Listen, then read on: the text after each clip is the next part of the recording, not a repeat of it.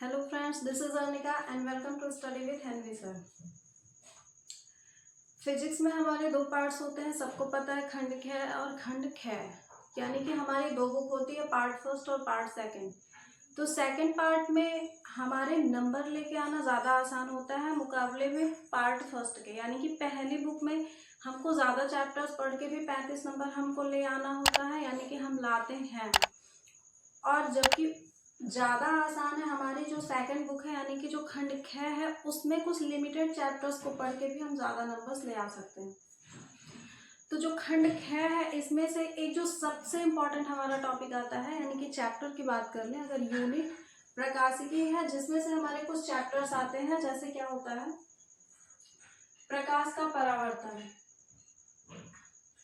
यानी कि जो प्रकाशिकी वाला खंड है, प्रकाशिकी वाला यूनिट है, प्रकाश का परावर्तन, प्रकाश का अपवर्तन, और इसी में आता है हमारा प्रिज्म। और क्या आता है, प्रकाशिक यंत्र।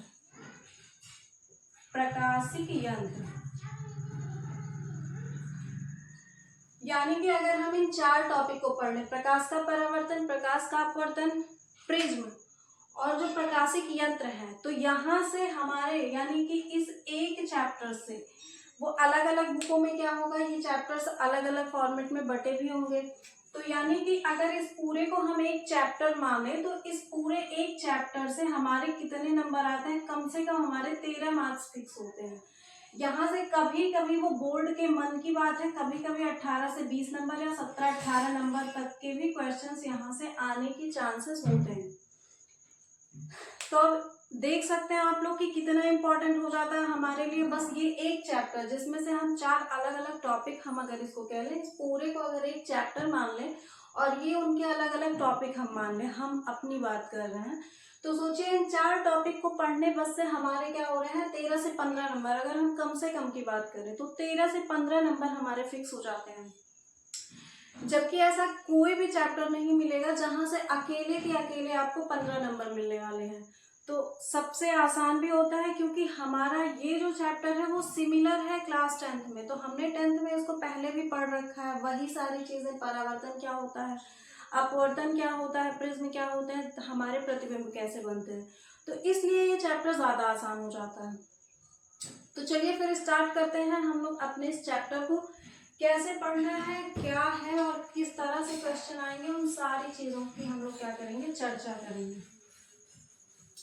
तो अगर हम प्रकाश पढ़ने जा रहे हैं तो हम सबको पता होगा कि प्रकाश क्या होता है। प्रकाश की एक पॉपुलर परिभाषा, वही जो हम लोग बचपन से नहीं, मतलब पिछली क्लासेस से पढ़ते आ रहे हैं कि प्रकाश क्या है, एक प्रकार की ऊर्जा है। अब ऊर्जा तो है, लेकिन ये क्या करता है, वस्तुओं को देखने में हमारी मदद करता है। यानी कि प्रकाश क्या है, अगर प्रकाश की परिभाषा पूछी जाएगी तो हमको यही सिंपल साधारण सी भाषा में लिखना है कि प्रकाश एक प्रकार की ऊर्जा है जिससे हम वस्तुओं को देख पाते हैं, या प्रकाश एक प्रकार की ऊर्जा है जिसके द्वारा हम वस्तुओं को देख पाते हैं। ये हो गई बात, अगर नहीं याद आ रहा है तब की बात हो गई। या हम लोग क्या लिख सकते हैं, प्रकाश ऊर्जा का वह रूप है, यानी एक तरह, अब सिर्फ पूरे ब्रह्मांड में एक ही ऊर्जा तो नहीं है ना, प्रकाश भी एक ऊर्जा का रूप ही है। तो प्रकाश ऊर्जा का वह रूप है जो हमारे आंखों की दृष्टि संवेदना को क्या करता है, प्रभावित करता है। जो हमारे आंखों पर दृष्टि संवेदना यानी कि देखने की क्षमता, जो हमारी आंखों की दृष्टि संवेदना, जो हमारी आंखों पर दृष्टि संवेदना उत्पन्न करता है, जिसके द्वारा हमें वस्तुएं दिखाई देती है। ये हो गई हमारी बुक की परिभाषा, जो सबसे परफेक्ट और ऑथेंटिक मानी जाती है। ठीक है, कि प्रकाश ऊर्जा का वह रूप है जो हमारी आंखों पर दृष्टि संवेदना उत्पन्न करती है, जिसके द्वारा हमें वस्तुएं दिखाई देती हैं। तो हम लोग देखते हैं, परिभाषा हम बोल रहे हैं, आप लोग लिख लेंगे कि प्रकाश ऊर्जा का वह रूप है जो हमारी आंखों पर दृष्टि संवेदना उत्पन्न करती है तथा जिसके बाद हम वस्तुएं हमें दिखाई देती हैं।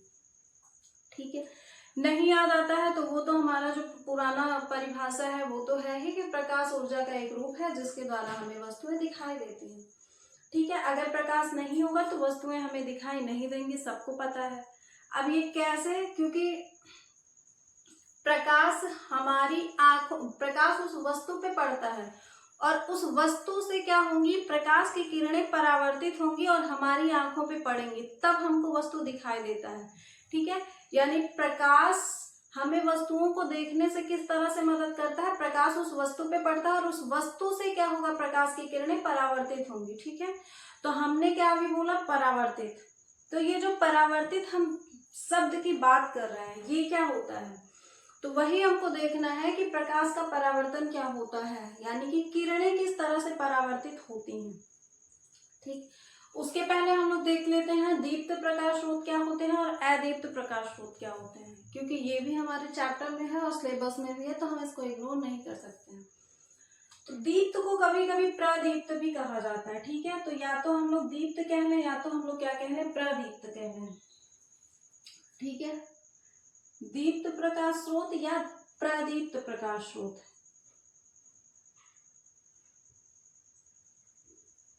ठीक, ये क्या होता है, दीप्त प्रकाश स्रोत ऐसे प्रकाश स्रोत होते हैं जो स्वयं क्या करते हैं, प्रकाश स्रोत हैं। प्रकाश स्रोत क्या होता है, जो प्रकाश उत्पन्न करे। भाई प्रकाश स्रोत क्या होता है, जो प्रकाश उत्पन्न करेगा वो प्रकाश स्रोत कहलाएगा। और अगर दीप्त की बात कर लें तो जो खुद प्रकाश उत्पन्न करेगा।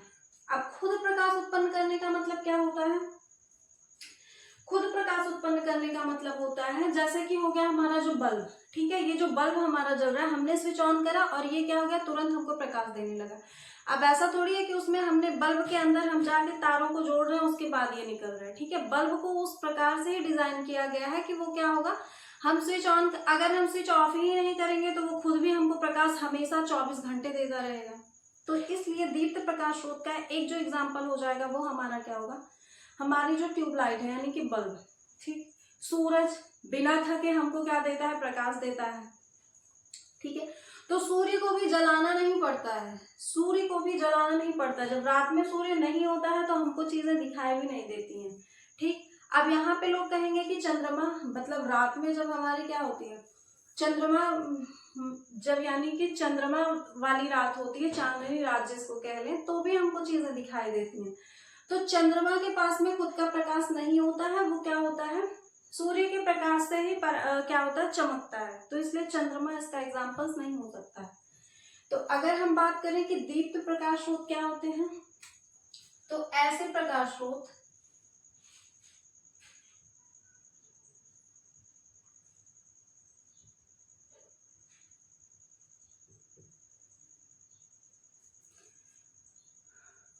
जो स्वयं प्रकाश उत्पन्न करते हैं,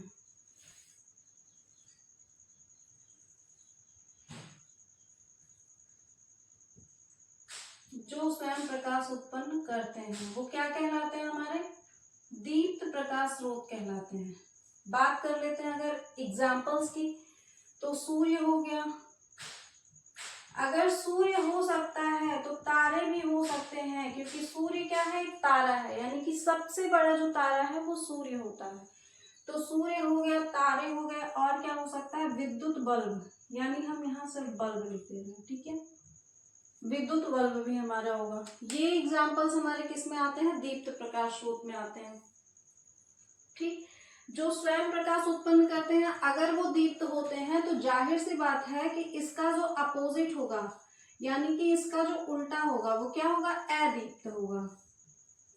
अगर हम अदीप्त प्रकाश स्रोत की बात कर लें तो इसकी परिभाषा लिखने की जरूरत हमें नहीं लगता कि अब है, क्योंकि ऐसे प्रकाश स्रोत जो स्वयं प्रकाश उत्पन्न किए वो दीप्त कहलाए, लेकिन जो स्वयं प्रकाश उत्पन्न नहीं करेंगे वो अदीप्त कहलाएंगे। यानी दीप्त का उल्टा ही होता है अदीप्त, इसका ये दुश्मन है, विरोधी है। तो अगर ये खुद प्रकाश उत्पन्न कर रहा है तो ये खुद नहीं करेगा, बोलेगा कि मैं उसका दुश्मन हूं, वो जो कर रहा है वो मुझे नहीं करना है। तो ऐसे प्रकाश स्रोत जो स्वयं प्रकाश उत्पन्न नहीं करते हैं वो अदीप्त प्रकाश स्रोत कहलाते हैं। तो ये करते किस तरह से हैं, जब दीप्त प्रकाश स्रोत से जो हमारे प्रकाश निकलता है उसी प्रकाश के परावर्तन से, यानी उसी प्रकाश स्रोत से ये खुद को क्या करते हैं, चमकाते हैं, या उन्हीं प्रकाश स्रोतों के माध्यम से इनमें भी क्या होती है, प्रकाश होती है। ठीक है, तो ऐसे प्रकाश स्रोत जो स्वयं प्रकाश उत्पन्न नहीं करते, ये दीप्त प्रकाश स्रोतों की सहायता से ही चमकते हैं, तो वो क्या कहलाते हैं, हमारे अदीप्त प्रकाश स्रोत कहलाते हैं। अब जैसे क्या हो सकता है, इसमें जो सबसे हमारा अच्छा एग्जांपल्स आएगा वो हमारा ग्लास आएगा, ठीक है, कांच, ठीक। अदीप्त प्रकाश स्रोत में कांच, क्योंकि हमारी जो लाइट है वो जब उस पर पड़ती है तो वहां से भी लाइट निकलती है, यानी वो भी चमक उठता है, यानी कि जो कांच है वो हमारा क्या कहलाएगा, अदीप्त प्रकाश स्रोत कहलाएगा। अभी हमने एक एग्जांपल दिया था चंद्रमा का, यानी कि जब चांदनी रात होती है तो भी हमें क्या होती है, चीजें दिखाई देती हैं, लेकिन क्यों, चंद्रमा के पास में खुद लाइट नहीं है, जब सूर्य की लाइट उस पर पड़ेगी तो वो क्या होगा, वहां से परावर्तित होके ये चमकेगा, ठीक है। तो ये किस में आ गया, अदीप्त में, क्योंकि ये चमक रहा है लेकिन किससे, दीप्त के माध्यम से, और दीप्त में किसके माध्यम से, सूर्य के माध्यम से, ठीक है। तो अदीप्त के एग्जांपल्स में क्या आ जाएगा, कांच आ जाएगा और चंद्रमा आ जाएगा, ठीक है। ये हो गया बात दीप्त प्रकाश स्रोत की और अदीप्त प्रकाश स्रोत की। यहाँ पे एक अब बात कर लेते हैं कि प्रकाश किरणों के गुण क्या होते हैं। भाई प्रकाश किरणों के गुण तो हमने पिछली क्लासेस में भी देखा होगा, तो यहाँ पे तो कुछ बदलने वाला है नहीं। ऐसा थोड़ी है कि हाँ 10 में उनके कुछ और गुण थे, अभी उनके गुण बदल चुके हैं, अब कुछ और गुण हो गए हैं, ठीक है, ऐसा तो है नहीं भाई, ऐसा तो है नहीं कि इसके अंदर ऐसी क्वालिटीज थी कि अभी तक ये पढ़ता नहीं था, आलसी था, और अभी पढ़ने लगा है। तो प्रकाश किरणों के जो गुण हमने पिछले क्लासेस में भी देखा था वही तो यहाँ पे भी रहेगा। जैसे ये पेपर में नहीं पूछा जाता, बहुत रेयरली ही पूछा जाएगा कि प्रकाश किरणों के गुण बताइए। तो सबसे पहली बात कि प्रकाश किरणें सीधी रेखा में चलती हैं। अब सीधी रेखा में चलती हैं वो कैसे, अगर कोई कैंडल लेंगे, ठीक है, अगर कोई हमने ले लिया है कैंडल, ये जल रहा है, ठीक है, अब इस कैंडल में यहाँ पे आप लोग देख रहे हैं, ठीक है, यहां से अगर हमने एक सीधी पाइप लगाई हुई है, ठीक, अगर हमने कोई सीधी पाइप लगाई हुई है, इस कैंडल से रोशनी तो दिखाई देगी, ठीक है, अगर सीधी पाइप है तो रोशनी दिखाई देगी, लेकिन जो ही ये पाइप हमने क्या लगाया, थोड़ा सा जिगजैग, यानी कि थोड़ा सा अगर हमने इसको टर्न कर दिया है, ठीक, तब यहाँ पे जो आप हैं, आपको यहाँ से ये रोशनी जाती हुई दिखाई नहीं देगी, यानी कि आप देखेंगे तो यहाँ पे हमें क्या दिखाई देगा, डार्क यानी अंधेरा। तो इससे पता चला है कि जो प्रकाश यहाँ से निकला होगा, ठीक है, प्रकाश निकला होगा, अब ये इसका मुंह है, ठीक है, पाइप का, तो ये यहाँ से टकराया होगा, अब यहाँ से टकराया होगा तो ठीक है, अभी हमने क्या कहा कि प्रकाश सरल रेखा में चलता है, तो यानी कि सिर्फ ये एक सीधी रेखा में ही चल सकता है ना, और सीधी रेखा जो है वो ये बन रही है, और ये पाइप ही नहीं सीधा है, तो जाहिर सी बात है कि हमारे तक तो रोशनी पहुंचनी ही नहीं है, ठीक है। तो इसी प्रयोग के माध्यम से ही बताया गया था कि जो प्रकाश होता है वो सरल रेखा में गमन करता है, यानी कि गति करता है, क्योंकि जो ही पाइप या जो भी हम कह लें माध्यम हमारा क्या होगा, थोड़ा सा जिगजैग यानी कि टेढ़ा होगा, तो प्रकाश वहां तक नहीं पहुंच पाएगा, हमारी आंखों तक प्रकाश नहीं पहुंच पाता है। तो इसका माध्यम कि जब भी लाइन सीधी होगी तभी भी प्रकाश हमारे तक आएगा, नहीं तो नहीं आ पाएगा। तो सबसे पहली प्रॉपर्टी यानी कि गुण हो गया क्या, कि प्रकाश सीधी रेखा में चलता है। अब प्रकाश सीधी रेखा में चलता है, और दूसरा इसका सबसे जो जबरदस्त गुण है कि प्रकाश तो स्वयं अदृश्य होता है, प्रकाश को हमने नहीं देखा है, लेकिन प्रकाश स्वयं तो अदृश्य होता है, लेकिन वो जब वस्तुओं पे पड़ता है तो हमें वस्तुएं दिखाई देती हैं, जो हमने परिभाषा में लिखाया है कि प्रकाश स्वयं तो अदृश्य होता है, परंतु उसकी मदद से वस्तुएं हमें दिखाई देती हैं। ये भी तो उसका गुण है भाई, कि वो तो नहीं दिख रहा है, ये तो वही बात हो गई कि हम भला कर रहे हैं किसी का, लेकिन लोग हम किसी को जाहिर नहीं कर रहे हैं कि हाँ हमें वो भले इंसान है। तो प्रकाश स्वयं तो अदृश्य होता है, लेकिन वो जब किसी वस्तु पे पड़ता है तो वस्तुएं हमें दिखाई देती हैं, ठीक है। और ये हमने दो गुण की बात कर ली कि क्या हो गया, सीधी रेखा में चलता है, स्वयं अदृश्य होता है, और अगर तीसरी बात कर लें तो जो प्रकाश होता है वो इसके गमन के लिए यानी कि चलने के लिए माध्यम की आवश्यकता नहीं होती है, यानी ये किसी भी माध्यम में, निर्वात में भी गमन कर सकता है। तो प्रकाश के संचरण के लिए, अगर इसकी शुद्ध भाषा की बात करें, तो प्रकाश के संचरण के लिए माध्यम की आवश्यकता नहीं होती है। हमने यहाँ पे 3 गुण बता दिए हैं कि प्रकाश सरल रेखा में गमन करता है। अगला क्या हो गया, प्रकाश स्वयं अदृश्य होता है, किंतु जब यह किसी वस्तु पे पड़ता है तो हमें वस्तुएं दिखाई देती हैं। तीसरी बात हो गई कि प्रकाश के संचरण के लिए माध्यम की आवश्यकता नहीं होती है, अर्थात प्रकाश निर्वात में भी गमन कर सकता है। अगर हमें ये नहीं याद आता है तो हम सीधा सा लिख देंगे कि प्रकाश निर्वात में भी गमन कर सकता है।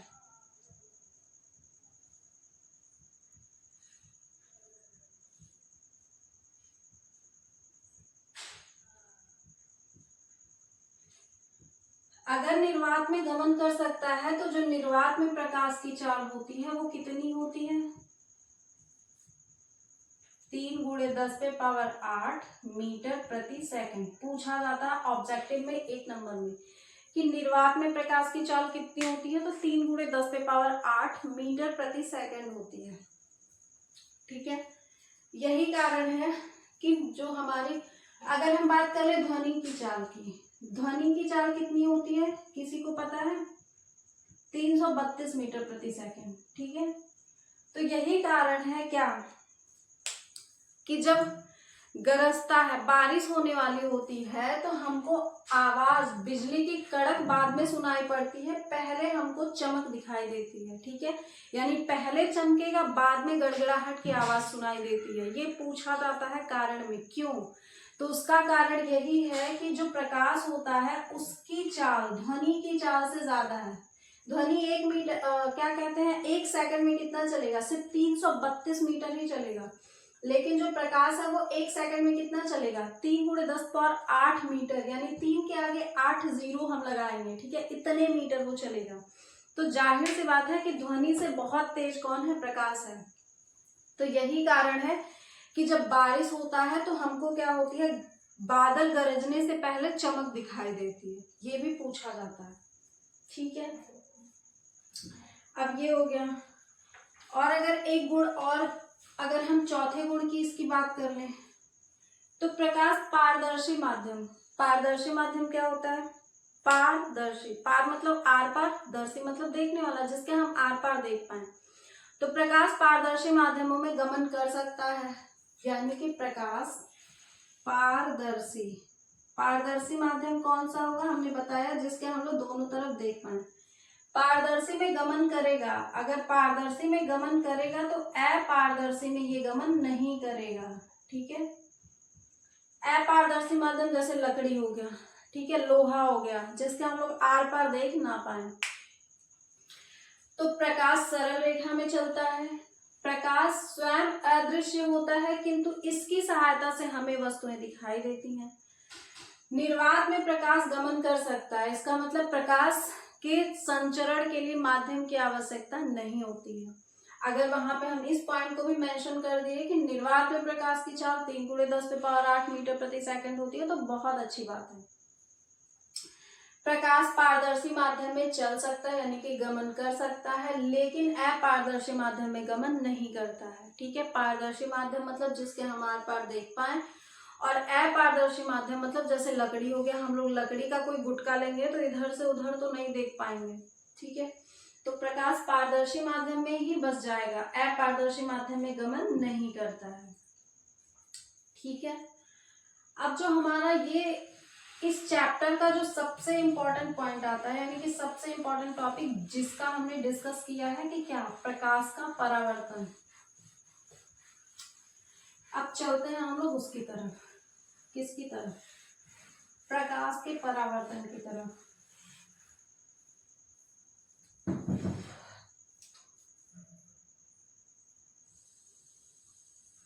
इससे आसान कुछ भी नहीं है, ऐसा मेरा मानना है।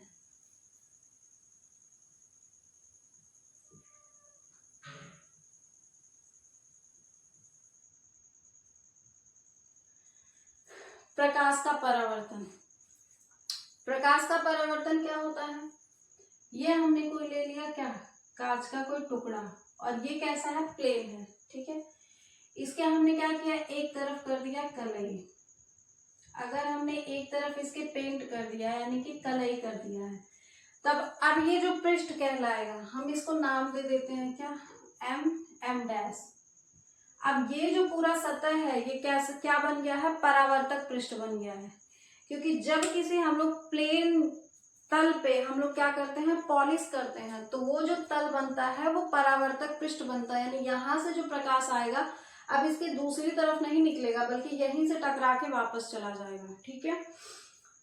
जो हम लोग मिरर होता है, हम लोग जिसमें रोज स्कूल जाने से पहले हम लोग देख के जाते हैं, तो उसके भी पीछे क्या होता है, पेंट किया होता है। अगर पेंट नहीं किया होगा तो हमें अपना वहां पे प्रतिबिंब दिखाई नहीं देगा, ठीक है। तो उसके लिए पेंट करना जरूरी है। तो इसके तरफ हमने क्या किया, एक तरफ पेंट कर दिया है। तो अगर हमने एक तरफ इसके कलई कर दिया है, तो अब ये जो पृष्ठ बन गया हमारा, वो क्या बन गया है, परावर्तक पृष्ठ बन गया है, ठीक है। तो हम इस अब यहां से मान लेते हैं कोई प्रकाश की किरण आई, अब यहाँ पे टकराई। अब यहां से अगर टकराई तो हमने बताया अब ये दूसरे माध्यम में नहीं आएगी। क्यों? क्योंकि हमने इसके इस तरफ क्या कर दिया है, कलई। तो ये फिर से क्या होगी, उसी माध्यम में वापस चली जाएगी। बस यही घटना प्रकाश का परावर्तन है, ठीक है। अब ये जो आने वाली किरण है, इसका नाम हमने दे दिया आपतित किरण।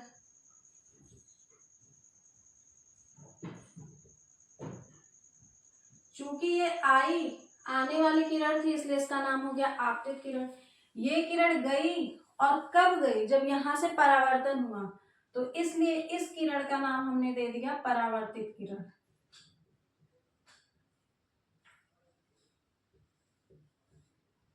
ठीक, आने वाली किरण आपतित किरण और जाने वाली किरण परावर्तित किरण हो गई, ठीक है।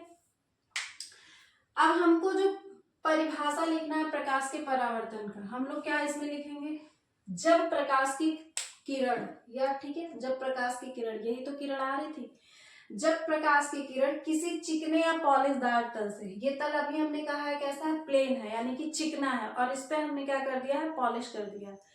तो जब प्रकाश की किरण किसी चिकने या पॉलिशदार तल से टकराती है, तो उसका अधिकांश भाग उसी माध्यम में लौट जाता है। ये किरण जो आई थी ये यहाँ से टकराए वापस चली गई, तो उसका जो अधिकांश भाग है उसी माध्यम में वापस लौट जाता है। इसी घटना को प्रकाश का परावर्तन कहते हैं। बस बहुत आसान, कि जब प्रकाश की किरण किसी चिकने या पॉलिशदार तल से टकराती है, तो वह या तो हम लिखेंगे अधिकांश भाग, या तो लिख देंगे तो वह उसी माध्यम में वापस लौट जाती है।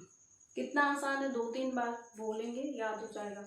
कि जब प्रकाश की किरण किसी चिकने या पॉलिशदार तल से टकराती है, तो वह उसी माध्यम में वापस लौट जाती है। इस घटना को प्रकाश का परावर्तन कहते हैं, ठीक है। अब ये जो एम डैश तल था, ये हमारा क्या था, परावर्तक पृष्ठ था, अभी हमने कहा है, तो इसे हमने कह लिया है परावर्तक पृष्ठ, ठीक है। आपतित किरण आने वाली किरण है, और जाने वाली किरण क्या है, परावर्तित किरण।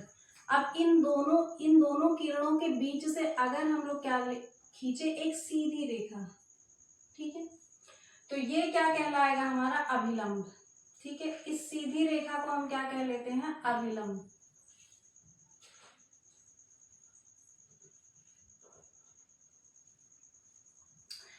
यहाँ इस सीधी रेखा और आपतित किरण के बीच एक कोण बन रहा है जिसको हम आई कहते हैं, और यहाँ पे भी एक कोण बन रहा है जिसको हम आर कहते हैं।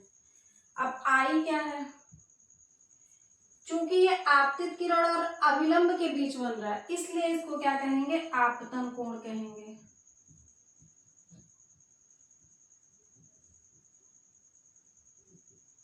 और आर क्या है, चूंकि ये परावर्तित किरण और अभिलंब के बीच बन रहा है, इसलिए इसको हम लोग क्या कहेंगे, परावर्तन कोण कहेंगे,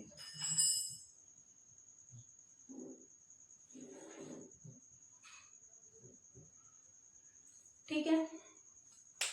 यानी आई क्या होता है, आपतन कोण, और आर क्या होता है, परावर्तन कोण, ठीक है। एक एक लाइन की परिभाषाएं हैं, पूछी नहीं जाती हैं, लेकिन फिर भी जानने के लिए जरूरी है।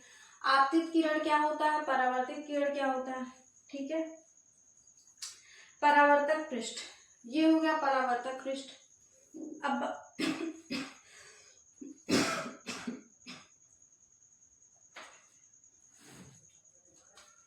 यहाँ पे ये बिंदु हमारा क्या कहलाएगा, जहां पे ये किरणें आपतित होती हैं, यानी कि जहां पे आपतित किरण आके टकराती है वो बिंदु हमारा कहलाता है आपतन बिंदु।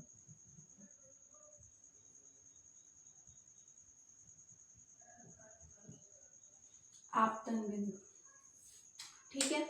बस इतनी ही परिभाषाएं हमको देखनी है प्रकाश के परावर्तन में, कि जब प्रकाश की किरण किसी चिकने या पॉलिशदार तल से टकराती है तो उसका अधिकांश भाग उसी माध्यम में वापस लौट जाता है। इस घटना को प्रकाश का परावर्तन कहते हैं। ये छोटा सा हम चित्र बनाएंगे और हमको पूरे के पूरे मार्क्स मिल जाने हैं, ठीक है। अब इन परिभाषाओं की अगर हम बात कर लें तो मान लेते हैं इसका हमने कुछ नाम दे दिया है, ए यहाँ पे ओ कर देते हैं, इसको बी कर दिया, इसको एन, ठीक है। अब हमको पता है कि ए ओ क्या है, आपतित किरण है। ए ओ क्या है, आपतित किरण है। अगर आपतित किरण की हम परिभाषा की बात कर लें तो वह किरण जो आगे परावर्तक पृष्ठ से टकराती है आपतित किरण कहलाती है, ठीक है, क्लियर है। यानी आपतित किरण क्या होती है, तो परावर्तक पृष्ठ से टकराने वाली किरण, यही तो आई थी। तो परावर्तक पृष्ठ से टकराने वाली जो किरण होती है वो हमारी आपतित किरण कहलाती है।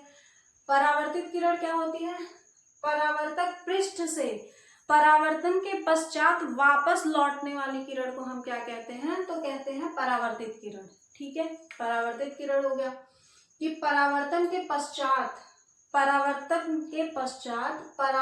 पृष्ठ से, ये पृष्ठ हमारा क्या है, परावर्तक पृष्ठ तो है, तो परावर्तक पृष्ठ से परावर्तन के पश्चात वापस जाने वाली किरण को हम क्या कहते हैं, परावर्तित किरण कहते हैं। अभिलंब क्या होता है, ये जो बिंदु है ये क्या है, आपतन बिंदु है। तो आपतन बिंदु पे जो खींचा गया लंब होता है, हमने इस पे लंब खींचा ना, यानी कि 90 डिग्री, तो आपतन बिंदु पे खींचा गया जो लंब होता है अभिलंब कहलाता है, ठीक है। बात कर लेते हैं आई की, यानी कि आपतन कोण। तो आपतन कोण क्या होता है, आपतित किरण और अभिलंब के बीच के कोण को हम कहते हैं आपतन कोण। आसान सी परिभाषा है कि आपतित किरण और अभिलंब, इस चित्र को याद रखेंगे तो सारी परिभाषाएं हम खुद ब खुद बना सकते हैं। आपतित किरण और इस अभिलंब के मध्य के कोण को हम कहते हैं आपतन कोण। परावर्तित किरण तथा अभिलंब के मध्य के कोण को कहते हैं परावर्तन कोण। भाई ये परावर्तित किरण है और ये अभिलंब है, इन दोनों के बीच का कोण ही तो परावर्तन कोण है। ये आपतित किरण है, ये अभिलंब है, इन दोनों के बीच का कोण ही तो आपतन कोण है। सिंपल सी परिभाषा है, ठीक है। अब बात कर लेते हैं किसकी, परावर्तक पृष्ठ की। परावर्तक पृष्ठ क्या होता है, परावर्तक पृष्ठ ही अगर नहीं होगा तो परावर्तन नहीं होगा, यानी कि प्रकाश यहीं से तो टकरा के वापस गया है, तो जिस पृष्ठ से टकरा कर प्रकाश वापस जाता है वह पृष्ठ हमारा क्या